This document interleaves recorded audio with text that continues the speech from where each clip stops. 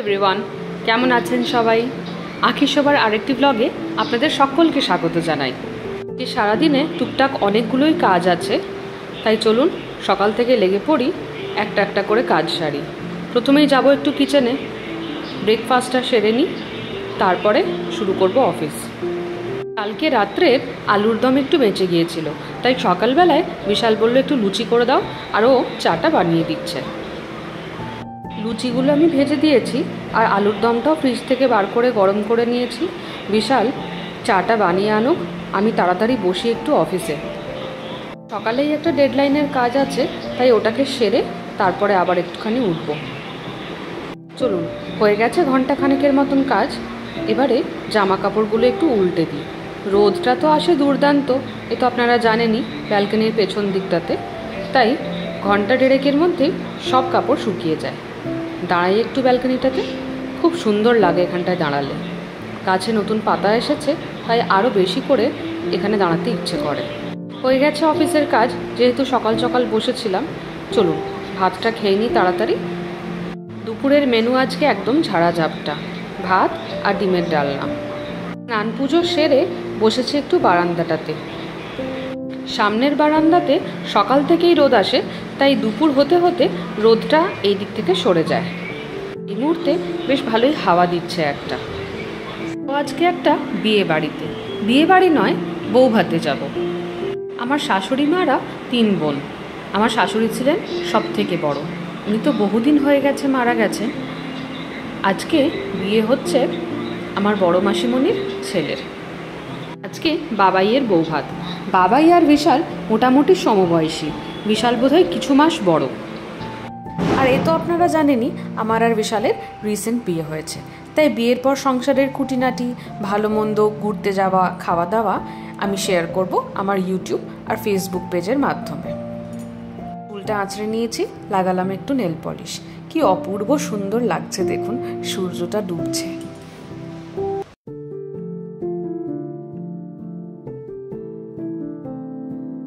পাখিরাও ধরেছে ঘরে ফেরার গান। ফ্ল্যাটটার সামনেই রয়েছে একটি কালী মন্দির। সন্ধে হতেই শাঁখ, উলুধ্বনি, ঘণ্টা সব কিছুর আওয়াজ যখন একসঙ্গে কানে আসে, মনটা এক নিমেষে যেন ভালো হয়ে যায়। পুচকি মেয়েটা একা একাই সাইকেল শিখছে। ওকে দেখে আমার নিজের দিনগুলোর কথা মনে পড়ে যাচ্ছে। পাড়ার কত দাদা দিদিরা মিলে আমাকে সাইকেল শিখিয়েছিল, কতবার পড়েছি। কিন্তু চলুন, আর বারান্দায় দাঁড়ালে হবে না, এবারে বউ ভাতে যাওয়ার প্রস্তুতি শুরু করি। বিয়ের পর থেকে যত বিয়ে বাড়িতেই গেছি, সব জায়গাতেই আমি ম্যাক্সিমাম খোঁপা করে গিয়েছি। তাই বিশাল আজকে বলল, পারলে আজকে একটু চুলটা খুলে যেও। আমার চুলটা তো ওয়েভি, তাই এমনি খুলে চলে গেলে হয়তো দেখতে ভালো লাগতো না, তাই করে নিলাম অল্প স্ট্রেট। ঢুকে গেছি আমরা বিয়ে বাড়ি। চলুন এবার একটু ঘুরে দেখি। এখন বাজে প্রায় সন্ধে 8:30 মতো। প্রচুর লোকজন আর প্রচুর জোরে গান বাজছে। কি ভালো যে লাগছে চারদিকটা। এই যে আমার কর্তা আর আমি। মেন গেটটা থেকে ঢুকেই ডান দিকে করা হয়েছে বয়স্ক মানুষদের বসার একটা জায়গা, আর বাঁ দিকে বাজছে ভীষণ জোরে ডিজে, সাথে টুকটাক স্টার্টার্সেরও কাউন্টার করা হয়েছে।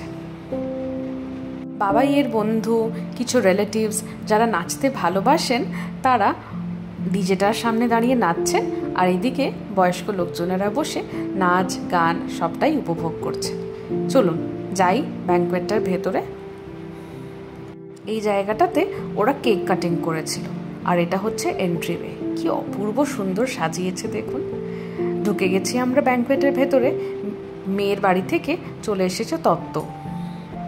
ভাতটা অর্গানাইজ করা হয়েছে খড়গপুরের প্যারাডাইজ রেস্টুরেন্টের রাজবাড়িতে।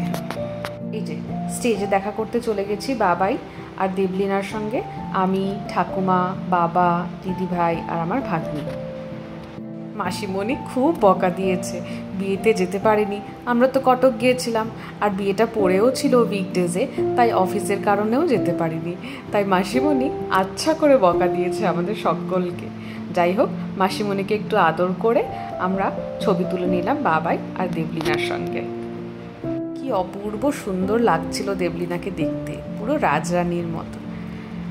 আর আমাদের বাবাই তো এমনিই দেখতে সুন্দর, রাজপুত্রের মতন চেহারা। দুজনের জন্য আজকে বিশেষ করে আসা, দেবদেবীর জন্য। বাবাইয়ের ভালো নাম দেবার্ঘ্য, তাই দেবদেবীর বিয়েতে আমরা বেশ মজা করেছি। চলুন এবার যাই একটু খাবার কাউন্টারের দিকে। প্রচুর লোকজন, ফুল দিয়ে সাজানো সব জায়গাটা এত সুন্দর লাগছে সবটা মিলিয়ে। আর যে কোনো বিয়ে বউ ভাতে এলে মনে পড়ে যায় নিজের ওই বিশেষ দিনটার কথা। এত লোকজন, সবার সঙ্গে দেখা করা, কথা বলা, কি যে অসাধারণ একটা অভিজ্ঞতা। রয়েছে একটা ছোট্ট সুইমিং পুল, আর তার উল্টো দিকে ব্যবস্থা করা হয়েছে সব স্টার্টারের, আর ডান দিকটাতে মেন কোর্সের খাওয়া দাওয়া। লাইটিংয়ের কাজগুলো অপূর্ব সুন্দর করেছে। গার্ডেনটার 3 দিকে ব্যবস্থা করা হয়েছিল মেন কোর্সের খাওয়া দাওয়ার, আর মাঝখানটাতে ছিল অ্যালকোহলিক আর নন অ্যালকোহলিক ড্রিঙ্কসের ব্যবস্থা। কিন্তু মজার বিষয় হলো সব থেকে বেশি ভিড় কিন্তু ওই জায়গাটাতেই। আর হোটেলের এই সেকশনটাতে যেসব গেস্টরা দূর থেকে এসেছেন তাদের থাকার ব্যবস্থা করা হয়েছিল। এই যে এটা অ্যালকোহলিক আর নন অ্যালকোহলিক ড্রিঙ্কসের জায়গা। কি অপূর্ব সুন্দর লাগছে দেখুন। সুইমিং পুলটার একধারে তো লোকজন খাওয়া দাওয়া করছে, আর অন্য দিকটাতে জায়গা করা হয়েছিল সেলফি জোনের। আমাদেরও খাওয়া দাওয়া হয়ে গেছে, এখন একটু নাচানাচি হচ্ছে। খুব এনজয় করলাম আমরা বাবাইয়ের বউ ভাতে।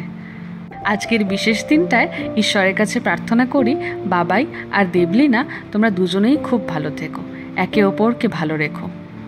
তোমাদের জীবন ঘিরে থাকুক প্রচুর আদর, ভালোবাসা, একে অপরের প্রতি সম্মান এবং সুস্থতা। আপনারাও ভালো থাকবেন, সুস্থ থাকবেন। ভালো লাগলে একটা লাইক করে দেবেন। আর আজকের ব্লগটা কেমন লাগলো আমাকে অবশ্যই কমেন্ট করে জানাবেন। Thank you.